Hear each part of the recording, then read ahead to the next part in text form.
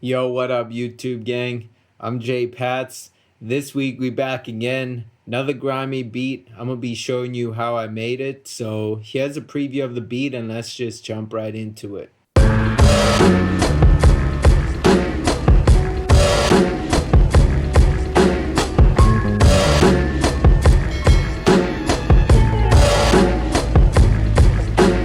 First, I'm going to show you how I made the sample and then we can do the drums and bass. I started with this vibraphone, which was a one shot from Splice.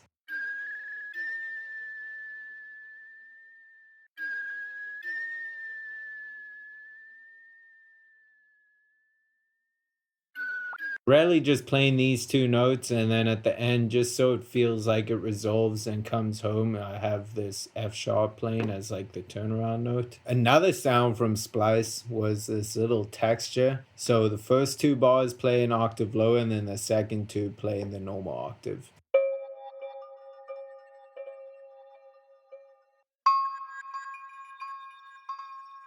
So this is another tip with Splice. Like, people always talk smack on it, but it's like, bruh, you could use it in such creative ways. You don't always just have to take a sample from there and then loop it. In this case, these are two different one shots. One I played as my own melody, and then the other one is just like a texture, you know? So you wouldn't even know it's from Splice. And I know people don't like it because everyone uses it, and sometimes you hear sounds that you know are from there on a beat, but this you would never know is from Splice, you know? So you don't always have to use it in the standard ways that people use it. Get a little creative and make it your own. In the verse part, I have that vibraphone playing again, but it's just got halftime on it.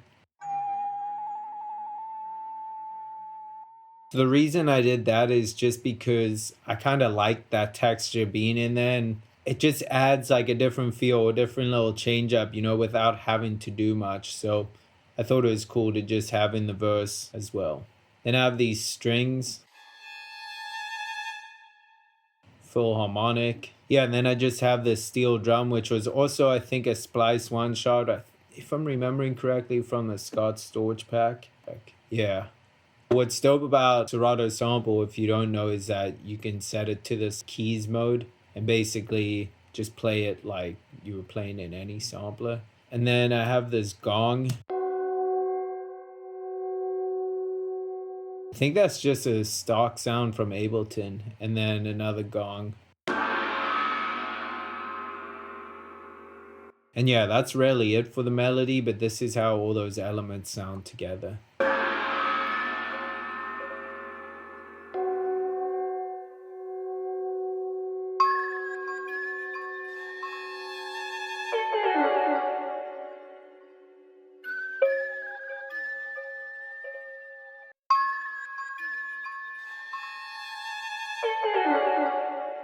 Yeah, so super open and almost feels kind of empty if you just listen to it like that. But once you hear the other elements in the beat, you'll understand why I left this sample almost just kind of bare and empty like that. I chopped this drum break.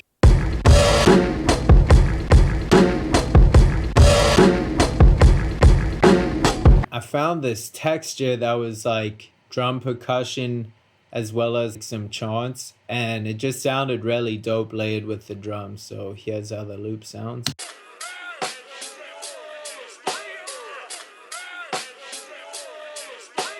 Now if I layer that with the drum break, you're gonna see how full it sounds.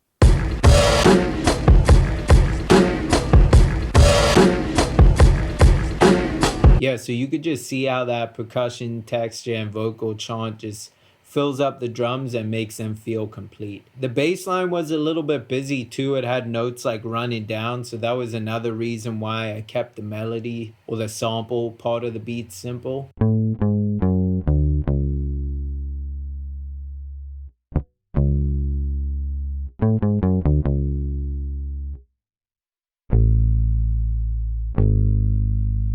Yeah, and then you could also hear this little like tiny flick note here, which just kind of makes it sound a little more realistic, and I thought it was just a dope little bounce that it gave it. So everything together sounds like this.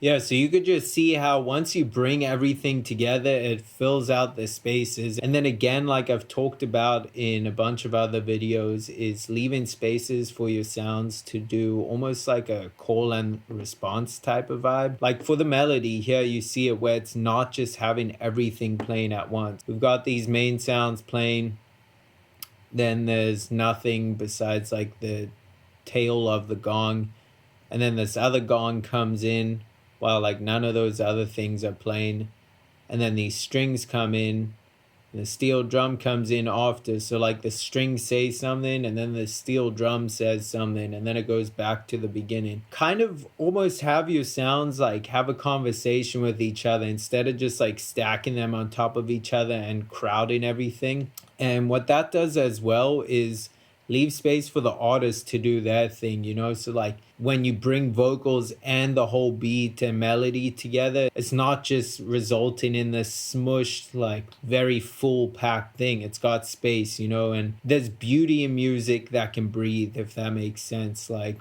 I'm trying to think of a good example, but like, I don't know, if you just listen to Jay Dilla beats, for example, sometimes the silence was like the highlight or just a moment that you remember, you know? In music, silence is also part of the music, you know, if that makes sense. It's not all about just having something playing all the time. It's giving a break. And think about even like an orchestra, for example. I don't know, say I'm a flute player or a saxophone player or whatever it is. Like, I'm not just playing that whole note the whole song. Like, that's just hard for me to do as a human, you know? I got to breathe and take a break. I think it's a good idea to think about your samples like that as well. Let things breathe, give them space, and don't just crowd everything at once. So yeah, hopefully that makes a little bit of sense. I kind of got like super deep into that, but I rarely do believe that, and you see that in the samples and the melodies I make, for example. So yeah, thanks for checking out the video. Hopefully there was some helpful content in there that you could apply to your own beats with your own little twist. If so, please don't forget to hit the like button, the subscribe button, and the notification bell, because it really just helps out my channel and kind of just keeps me motivated to continue sharing my knowledge with you guys. Thanks for tapping in. I'm Jay Pats. Peace.